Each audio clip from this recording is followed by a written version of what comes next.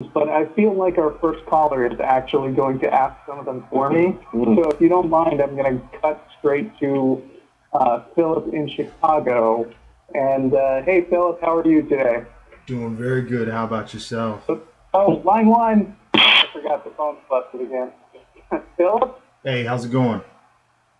Hi, how are you? Doing real good. Hey, Pastor, how you doing? Doing well. That's What? good. Uh, Oh, basic. yeah. If you've still got your TV or stream on, then turn it off because you're getting some echo. Oh, okay. Okay. Can you hear me? Yes. Okay. Okay. My What's my on your experience. mind? My question is to do with the title. We got the atheist experience, and I see. Basically, my question has to do with: has atheists experienced something bad on the topic of the Bible theologically in order to reside with their label?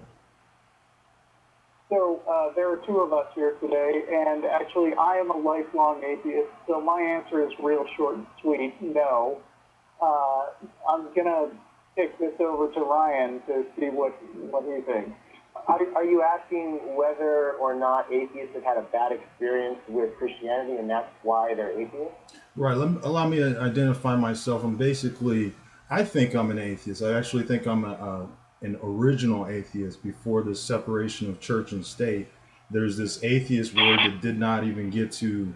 There's one that made it into the dictionary, and then there's the ones before the Romans and that whole fall went, that the atheists that just believed Oh, you in. mean Christians were referred to as atheists because they didn't believe in Roman God? Roman God. Is that what you're saying? They only believed in nature, full nature, beyond cosmos. Sure, but you're a Christian, right? That's what people call me. Okay. Fair enough. Well, do you believe in? Yeah. What's Okay. the question? Or? Uh, well, his question, I think, he was asking in general, but did you in particular have a especially bad experience with with religion that turned you away from the whole thing?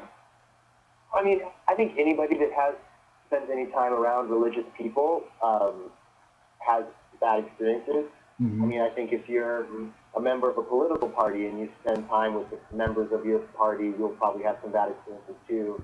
Right. But in general, I had a great experience in the church. My childhood growing up in the church was really positive.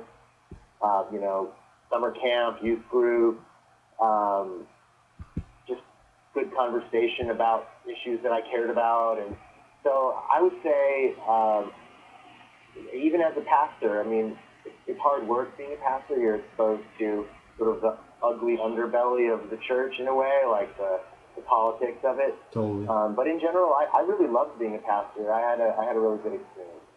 So you're still a pastor, just in a different label. What? I mean, sometimes it feels that way. I mean, I feel like sometimes I'm asked to answer questions or share my experience with others or listen to others as they share their experience with me in a Hmm. way that is somewhat pastoral or like a chaplain in a way. Right. So yeah, I mean, I'm not sure where you're headed with the label, but it sometimes feels appropriate. Yes, I have a theory that everybody that dislikes something, they had an experience that took them elsewhere, and it always had to do with Well, people. I mean, if you're going to try to apply this universally to all atheists, you should take into account my experience, which is my parents were also atheists. Hmm. I never really grew up believing in God, and I haven't had any particular trauma around religion.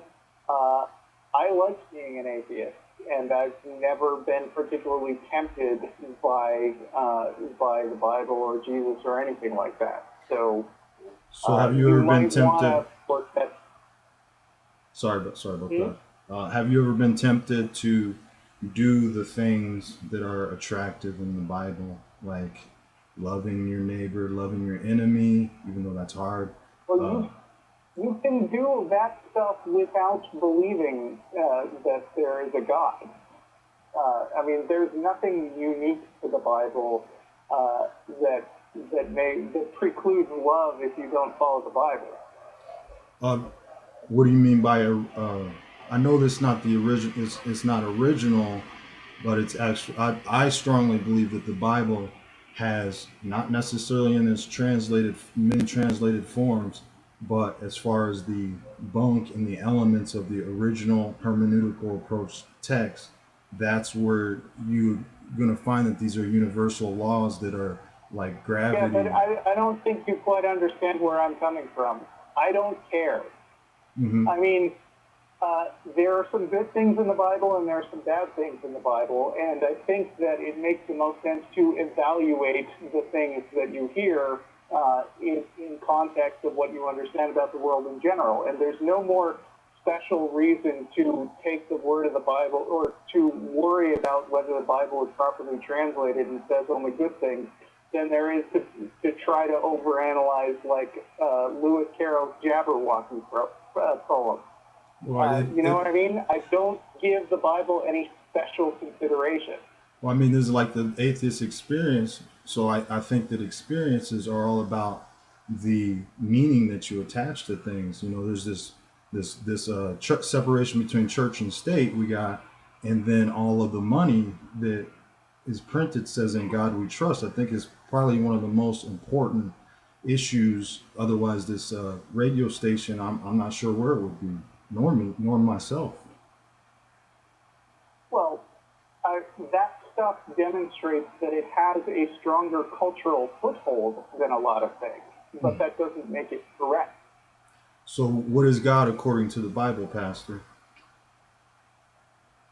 Say it again? According to the Bible, theologically speaking and hermeneutically speaking, what did you find out is the entity of God from your studies and all your work that you've been doing?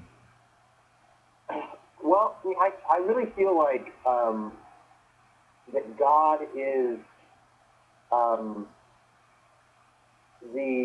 I guess I would say God is the projection of human beings' longing and desires and hopes and dreams and wishes, even fears, and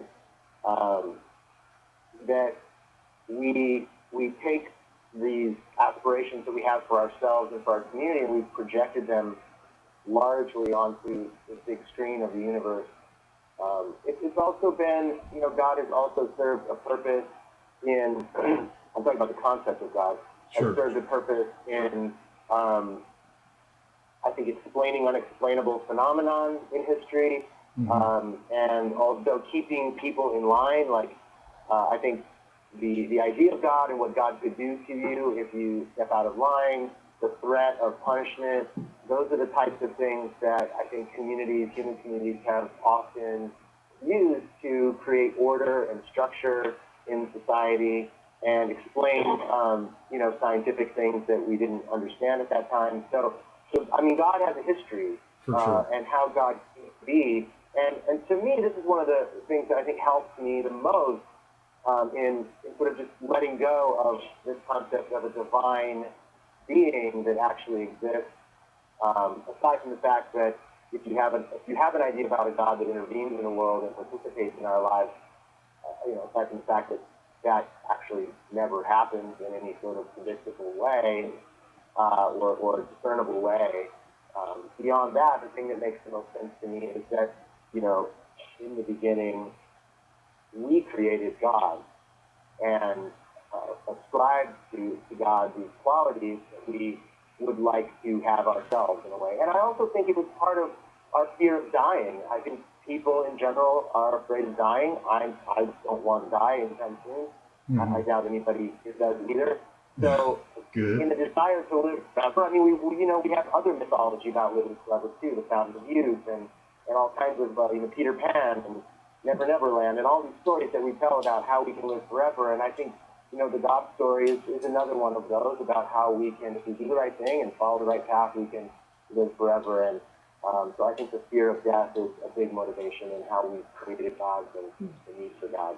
So how does atheism solve that, being that we live in a country that is supposedly separated from the church. I'm not sure who was joined with the church that killed the great Excuse Jesus. me, the country, 85% of the people in this country is Christian, and the vast majority of like political leaders and like business leaders claim to have some kind of Christianity. So, from my perspective, at least, the country certainly has not turned away from the church or God. Yeah, I mean, it's tough to separate, you know, the country from God when you hear political speech and